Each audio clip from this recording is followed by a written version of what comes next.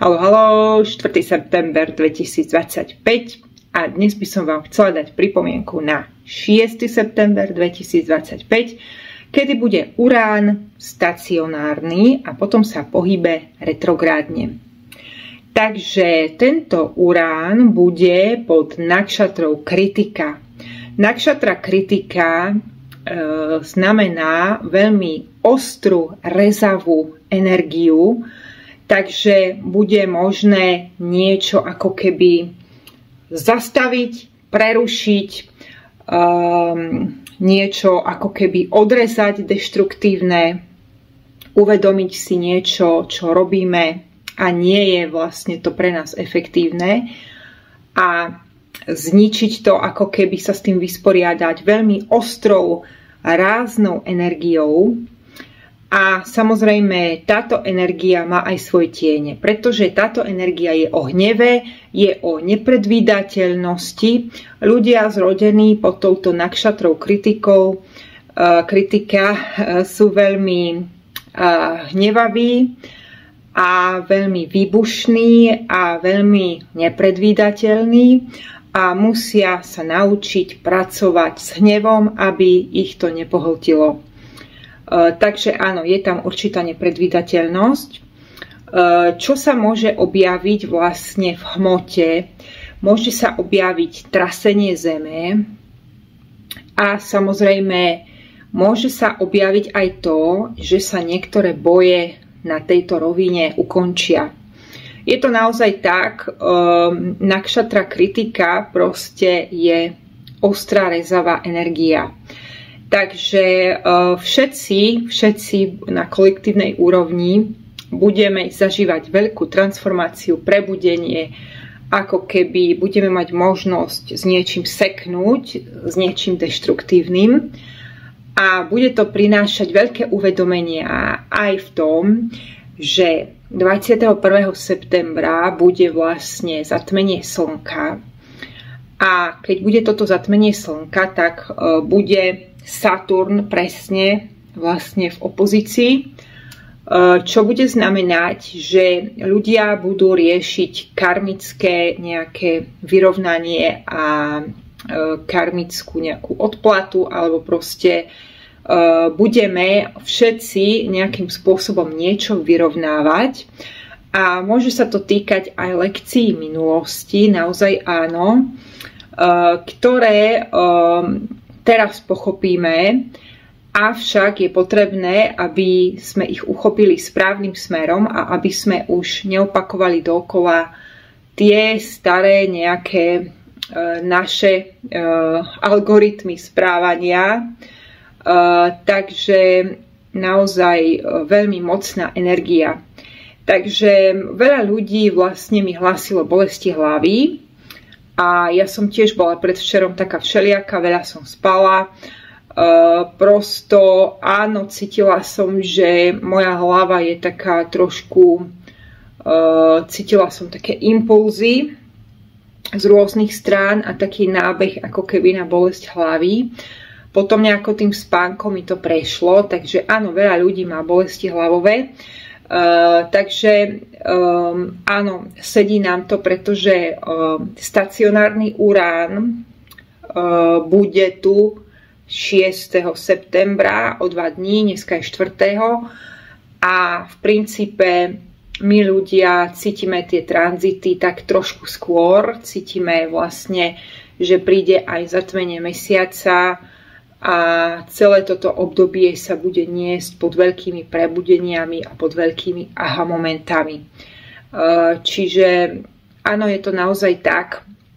Takže podľa vedickej astrológii je to vlastne takáto rezavá, veľmi ostrá energia, možnosť niečo ukončiť, samozrejme aj možnosť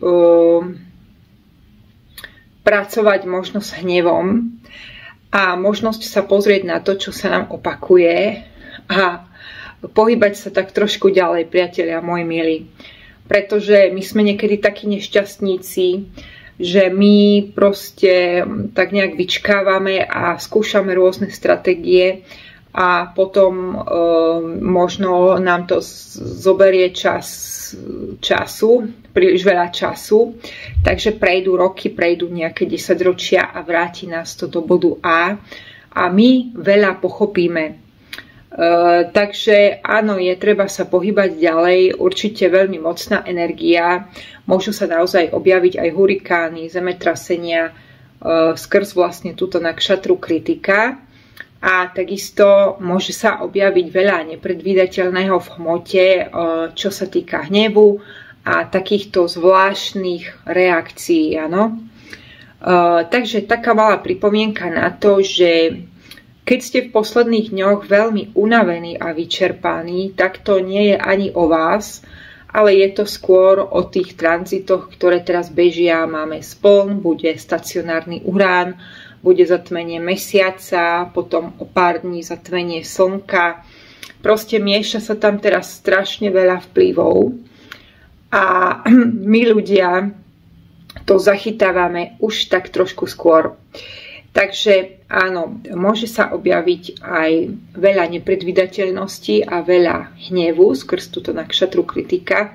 Stacionárny Urán, takže Urán teraz vlastne je v Bíkovi.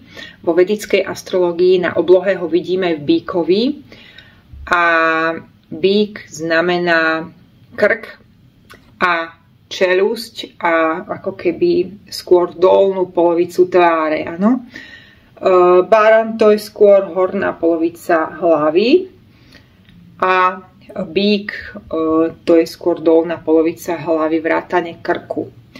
Takže áno, ja som naozaj cítila, dokonca v noci som cítila pred 2 dňami, že keď zatnem zuby a budem spať, tak ako keby nebudem cítiť takú pulzujúcu bolesť hlavy. Vyslovene som cítila celú aj túto čelusť a trochu aj uši a prosto áno, bola to taká ťažšia noc pre mňa, veľa som nenaspala. Potom som otvorila okno, potom som si popúšťala nejaké komáre do izby, takže absolútne vôbec som sa nevyspala. A potom vlastne som si všimla v tej astrológii, že hop, tak to je ten Urán.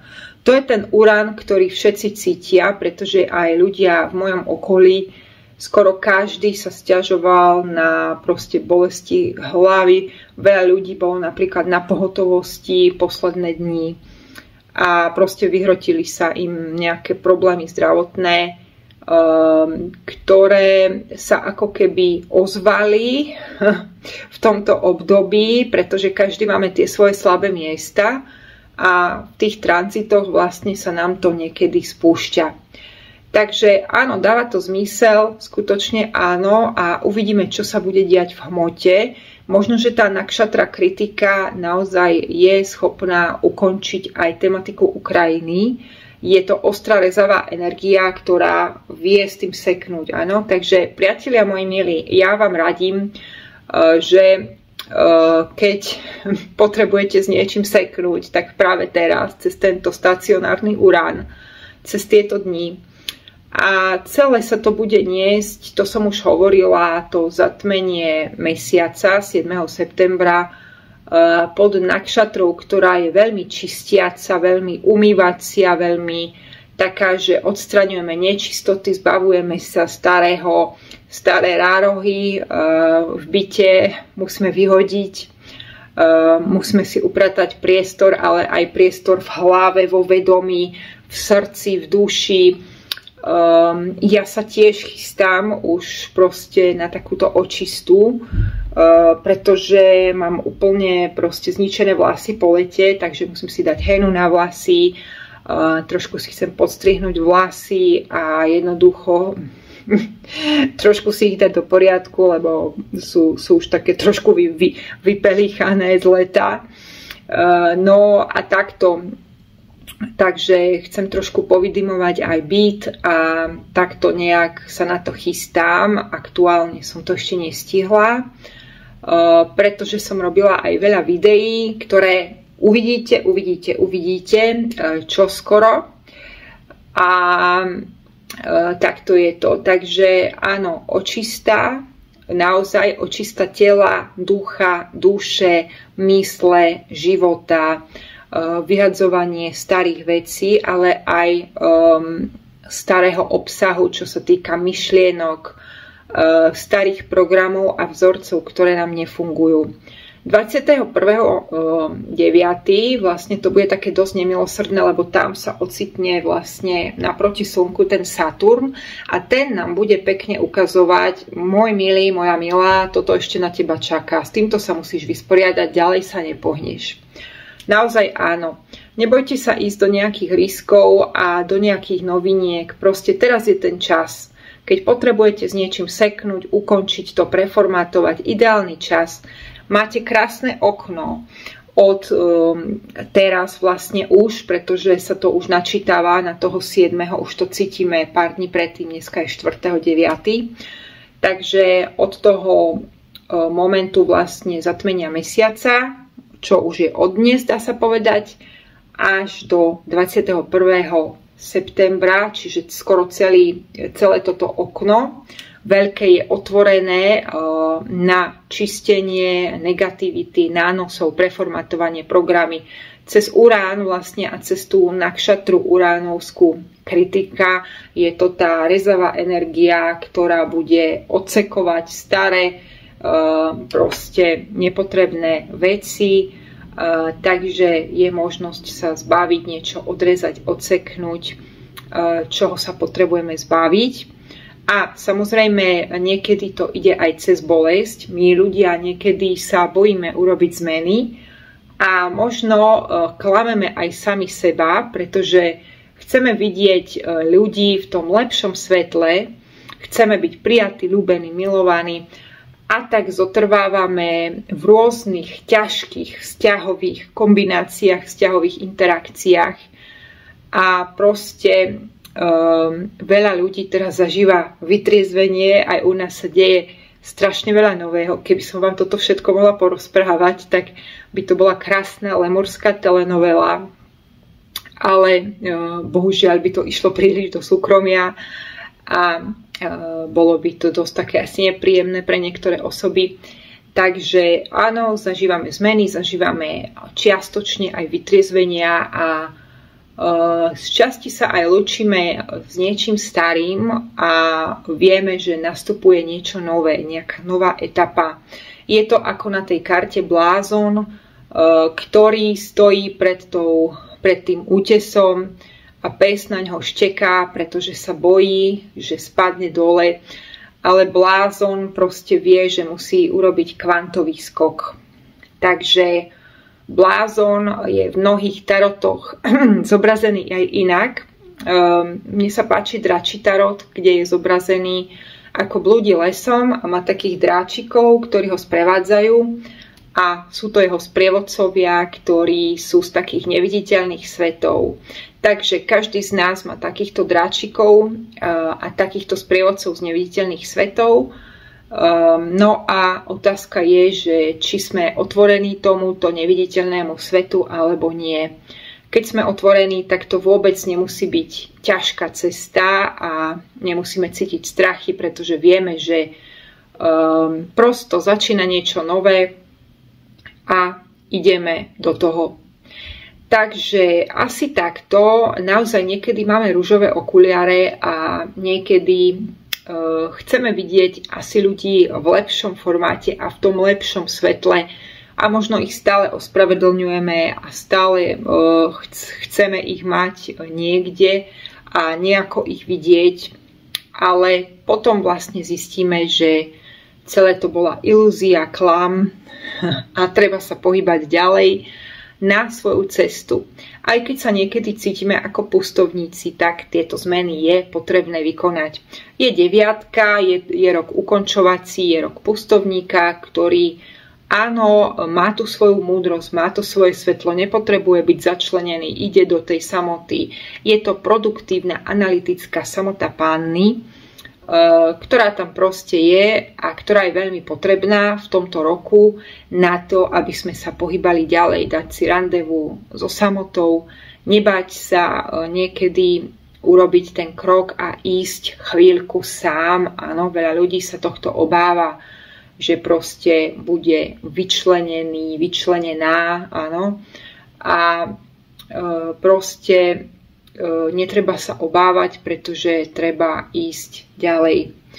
Takže áno, všetko nám sedí, rok hada je už tak za polovicou, takže zvliekame starú kožu, riešime si aj tú hadiu úroveň, organizácia života, prvá čakra, áno, hadia perspektíva je veľmi drsná hmota. Ako si zariadiť život, z čoho žiť, je to tak, ale je to vlastne aj obrovská transformácia a je to aj o tom, áno, ako zliesť tú starú kožu a ísť ďalej.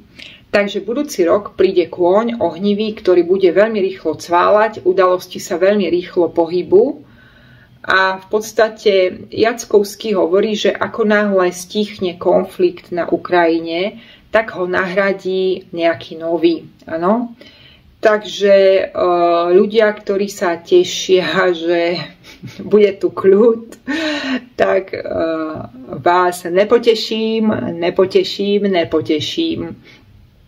No, pretože áno, on to takto tam vidí, Jackovský to tam tak vidí, že proste stále tam spomína ten Blízky východ a proste vzblknutie nejakého nového konfliktu, niečoho nového, čo bude mať tendenciu potom ovplyvňovať aj Európu a prosto budú tu tlaky zatiahnuť do toho ako keby aj Európu.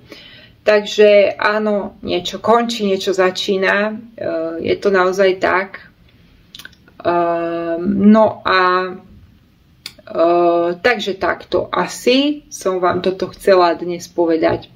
A ešte vám poviem na tému nepredvídateľnosti, že som zažila taký zvláštny príbeh v električke prednedávnom, takže proste nastúpim do električky, zložím si batoh, išla som akurát plávať, takže som mala ťažký batoh, mala som tam vodu, veci na plávanie a tak, ako vždycky. No a nastúpil taký pán, dôchodca to bol, a tento dôchodca proste napriek tomu, že mal prázdnu električku, tak si to namieril rovno ku mne. Zložil sa vlastne o sedačku ako keby predo mnou, tam si dal tašku a začal strašne na mňa čumieť. Proste úplne ukážkovo začal čumieť.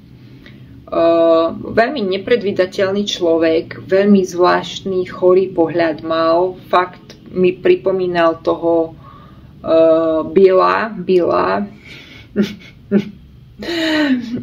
gaťkového Billa mi pripomínal, Killa Billa. Niečo proste chore sa tam zjavovalo a strašne na mňa čumel. Tak si hovorím, že čo teraz, odsadnem si, ale mala som ťažký batoh, tak sa mi nechcelo presúvať všetky tie veci, ktoré som tam proste mala. Si hovorím, no nič, dám si moje dierkované okuliare, ktoré proste nosievam v kabelke. Lebo dierkované okuliare sú fajn, tam proste nevidíte vlastne oči tomu človeku. Áno? Keď si niekto dá dierkované okuliare, tak vy mu nevidíte oči a jeho pohľad.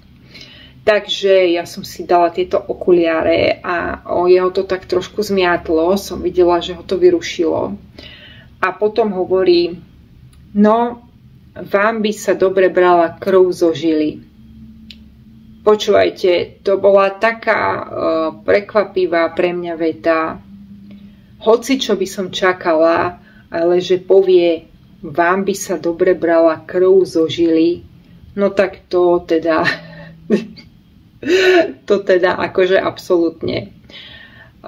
Takže môj vnútorný hlas ako keby mi povedal v tom okamihu, že buď ticho, nehyb sa a buď ako socha.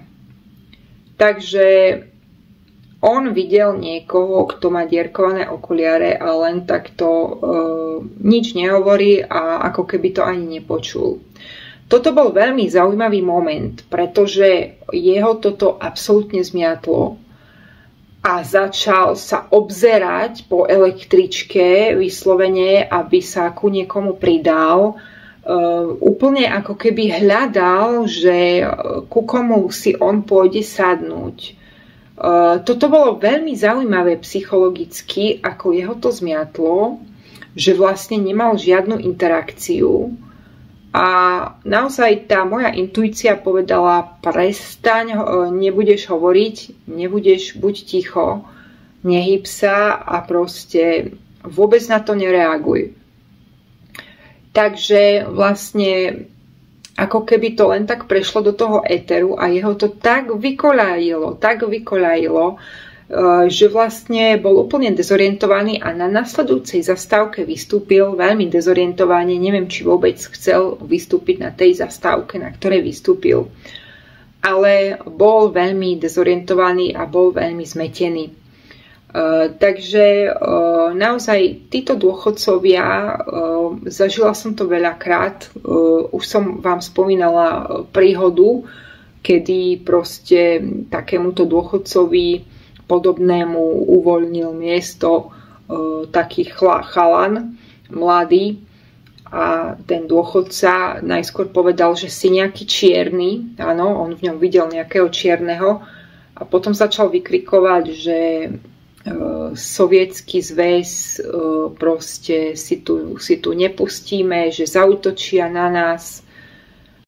Bola to taká energia cintulovského charakteru, ako ten človek, ktorý sa pokúsil zabiť Roberta Fica, pokúsil zastreliť.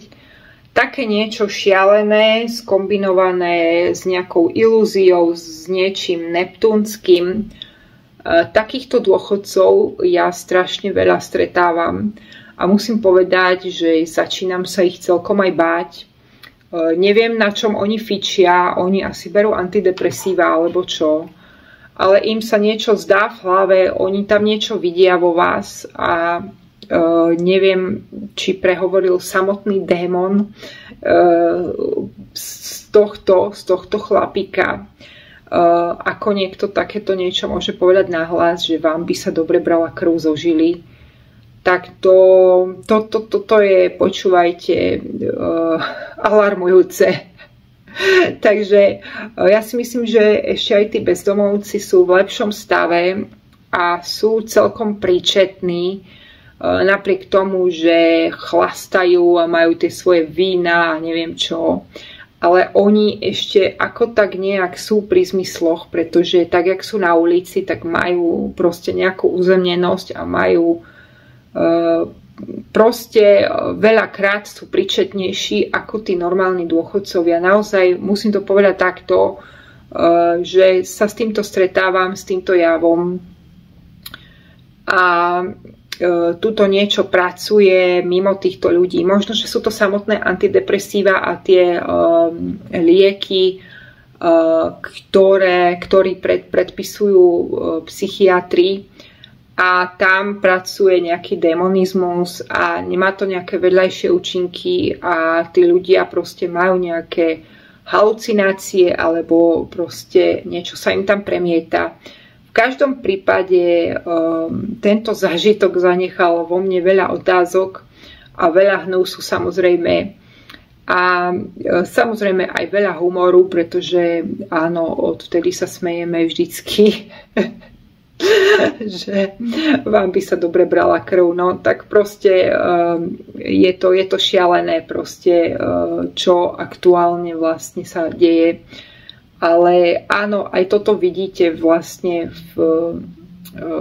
keď takto cestujete v električke. Možno ľudia, ktorí majú auto, tak sú v tých autičkách a sú izolovaní a možno ani tak nevidia tie vzorky ľudí, tých 90% ľudí, ktorí sa tam premelú v tej električke. Ale mne to teda je jasné, že svet veľmi ochorel a veľmi psychicky ochorel. Pretože od takýchto starších ľudí by sa očakávalo, že by mali mať nejakú múdrosť nabratu a tak ďalej a tak ďalej. Mali by byť nejakými vedomými bytostiami, ale nie je to tak proste. A naozaj ako keby v tom starom človeku niečo úplne iné prehovorilo. Bolo to tak trošku aj ako z hororu a bolo to zaujímavé pozorovať, že ako ho to rozhodilo, keď ja som absolútne nemala žiadnu reakciu.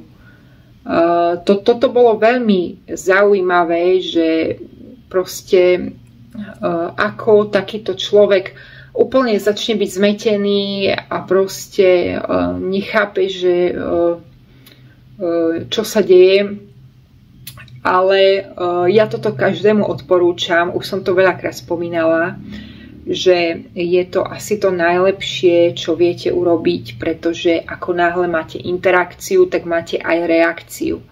Na reakciu príde ďalšia reakcia, na ďalšiu reakciu príde iná reakcia. Takže asi takto je to. Je to takto vlastne aj v tých komentároch, že občas niekto napíše, kto chce provokovať a keď sa to tam začne reťaziť, tak vám to vlastne aj odoberá energiu. Takže ja to potom spätne vymazávam. Takých ľudí, ktorí zo mňa robia debila, určite vymazávam, pretože jednoducho si to nezaslúži moju pozornosť. Takže asi takto je to. No. Takže toto zaručenie funguje. Nereagovať je niekedy lepšie ako prosto mať nejakú interakciu, pretože tí ľudia, keď sú nepričetní, tak jednoducho aj tak vám to zoberie energiu a aj tak to nepomôže k nejakej lepšej komunikácii. Tak, lúčim sa s vami, keby ste chceli nejakú astrológiu alebo tak, sem k dispozícii. Ja pracujem hĺbkovo, už som to veľakrát spomínala, že veľmi nerada robím taroty len na otázku áno, nie, čo bude, nebude, čo by mohlo byť, pretože ja sa vždycky pozerám aj do iných náuk a keď ide o prelomové obdobia, tak chcem vidieť ten širší záber. Takže vy si to potom pozriete doma na videjku a kľudne v papučkách s čajičkom a tak ďalej a tak ďalej a tak ďalej. Takže takto ja pracujem. Musí to byť naozaj hĺbkové. Častokrát ľudia chcú hľadať skratky, ale keď nepoznáš seba a svoje nejaké nastavenia, tak vlastne ti nemusí pomôcť ani ten výklad, pretože tie karty áno niečo vyzrkadlia, nepochybne áno, ale vy potrebujete pochopiť, ako vy fungujete, čo je pre vás charakteristické, čo vy máte okresať, v čom vy sa motáte a tak ďalej a tak ďalej. Takže pozdravujem vás, prajem vám krásny čas a očisťujte sa, rozsekávajte, čo potrebujete a skrátka, majte sa krásne.